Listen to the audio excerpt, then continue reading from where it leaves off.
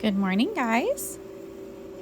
Today we're going to start the next notebook in topic 4. So this is section 2. So this is going to be just on gases.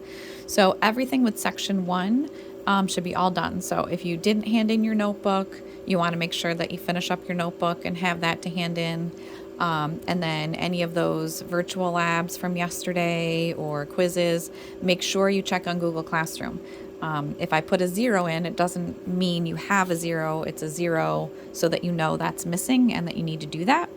Because I don't know exactly who's absent what day or not. But even if you were out or you were absent, you should make sure that you get all of that work done. So today we're going to start topic 4, section 2. So we're talking about the relationships between pressure, temperature, and volume of gases. So this first page is kind of like just note type of stuff. We're moving away from the calculations for today. Tomorrow we'll be started back with thinking about relationships and calculations. So this focus question has to do with how we explain the behavior of gases. And it's called the kinetic molecular theory, or KMT. So kinetic molecular theory, or we also talk about ideal gas law. So those are going to be the two different concepts that we talk about here. So the first piece in the kinetic molecular theory is that gases have particles that are in constant motion. Okay, so gases have particles that are in constant straight line motion. So in other words, if I have this container and my gas particles are going all over the place, bouncing off the sides of the container, traveling all over. So gases have particles that are in constant straight line motion. Okay? Then the second one will go along with that. The idea that they will collide with each other if they're constantly moving around and in straight lines. They're going to hit each other. They're going to hit the walls of the container. They're going to transfer energy to each other, kind of like if you think about if you're playing pool, how they're going to hit into each other, but they don't lose any energy. It's a perfectly elastic collision, it's called. So when they collide with each other, they transfer energy, but they don't lose any of their energy. So gas particles collide with each other and the walls of whatever container it is that they're in. It could be a classroom, but and so there's going to be a transfer of energy when they collide or when they hit the wall of the container, but no net loss, meaning that the overall energy of the system doesn't change. So if it's a kinetic energy of a particle and it hits into the wall, it's going to transfer to potential energy within the walls of the container. So there's no net loss. So we call that a perfectly elastic collision. Okay? So they have particles that are in constant straight line motion. They can't bend around things. And they're going to hit the walls of the container, hit each other, and they're going to perfectly elastically transfer their energy. Okay. All right, the third one is something we're pretty familiar with. Gas particles are separated by relatively great distances between the particles. So the particles are actually negligible in terms of the amount of volume they take up compared to the empty space. Okay, so gas particles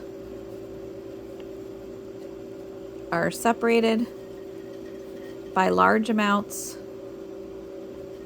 of empty space. So as a result, the particles themselves have a nearly negligible volume. So in other words, the empty space takes up a much bigger percent of the space of a gas than the actual particles themselves. And remember, it's not air between them, it's not gas between them, it's empty space that's between them. So make sure you're careful of that. It's not air that's between the particles, because then that would be another gas. Air is made up of a mixture of gases. So it's not air, it's just empty space. And then the last one is gases do not attract each other.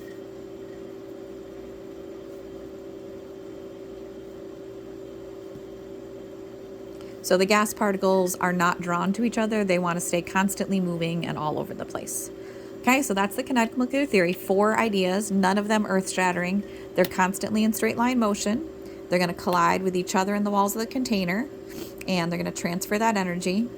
Their volume is basically negligible compared to the empty space, and that they don't have any attraction for each other. Okay. All right, so then thinking about these 4 is how we define pressure. So what is pressure and how do gases exert pressure? So just think about a balloon. If I inflate a balloon, then all those particles are inside and they're bouncing into each other and into the walls of the balloon, pushing the balloon out. So pressure is a form of representing the amount of force that those particles are pushing on the wall of the container. Okay, so pressure is the force of particles against the wall of a container. Okay, so let's think about a bike tire. Okay, if I have a bike tire and I inflate it, right? So I increase the number of particles, then I'm going to be increasing the pressure because I'm increasing the number of collisions. And this goes back to the stuff we talked about in 8th grade when we did different types of reactions and produced gases, and they don't have anywhere to go, so they blow the top off of the bottle, or they push the gas out through a tube. So these are things you've seen before. A hot air balloon uses hot air, increase the amount of particles, the heat of the particles. If I heat up a balloon or your tires in cold weather compared to warm weather. So temperature, pressure, gas particles are all related to each other. And remember, kinetic energy has to do with the amount of energy those particles have. So the more kinetic energy, the more collisions there's going to be. So that's what we're leading into, the different ways those 3 relationships are related: pressure, volume, and temperature. All right, so this is the kinetic molecular theory. So this was developed, this is the idea, this is what gases do. So down at the bottom, what we're going to compare is how do these ideal gases, which is up here, so all of this, okay, those are all ideal kinetic molecular theory, compared to what real gases are actually like. Okay, so ideal is, in theory,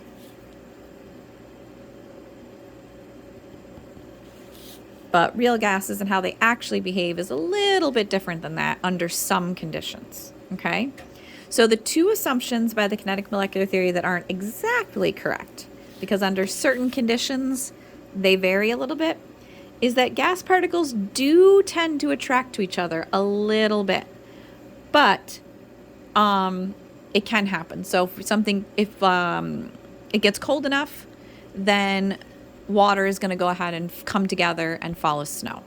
Okay, so gas particles do attract. So they do have a small amount of attraction under certain conditions. And then gas particles obviously do take up space. So number 3, so this was, so gas particles do have a small amount of attraction. So this one is the one that's kind of contradicting a little bit number 4. And then this one is going to be contradicting number 3 a little bit. So yes, there's a huge amount of empty space, but the particles do actually have some volume, even though it's nearly negligible. So gas particles do have volume. Okay. So it's small, but they do have that. Okay. So gases are most ideal. So when they behave most like all of this are certain conditions. So we want to think about, when are we going to be most like this? When are we going to reduce the amount of attraction? When are we going to have a huge space between the particles? So the way we think about that is, if I have a very large container, then they're not going to be starting to get attracted to each other. There's going to be a huge amount of empty space between them. So gases are most ideal at low pressure, because a low pressure would mean a large container. So they're not going to be touching each other much, and they're going to have a huge amount of space, and high temperatures. Because at high temperatures, the particles are going to be farther apart from each other, more energy, and they're going to be much less likely to start to slow down and attract to each other because they're at a very high temperature. They're bouncing all over the place. Okay, so the most ideal gases, if you're going to have a low pressure, high temperature, the small gases are the ones that are going to be the most ideal. So that's hydrogen and helium. Because if we want their volume to be negligible, we need them to be pretty tiny. So hydrogen and helium are going to be the ones that are the most ideal. Okay, so this low pressure, high temperature, we don't want them to attract because we have a large container and high temperature. And their volume is negligible for that same reason. Large container, high temperatures. Okay, so like I said, these things are kind of common sense. These two exceptions of what actually happens in real life. This question here, not that I'm thinking we're only focusing on Regents stuff, but this is a big idea, and this is what the Regents loves to hold you accountable for, this understanding that the bigger the container, the higher the temperature, the more they're going to act according to exactly the gas laws that we're going to study. Okay, so you guys are going to have a quizzes for homework that I'll post. Make sure you have this in front of you because that will help you. These notebooks are up on the front counter if you haven't already found them. And again, like I said, go back and any back work that you see zeros in Google Classroom for, make sure you do those, and then either click resubmit or hand in or send me an email or something so that way I know to go back that you've completed that. Okay? Let me know if you have any questions. Thanks, guys.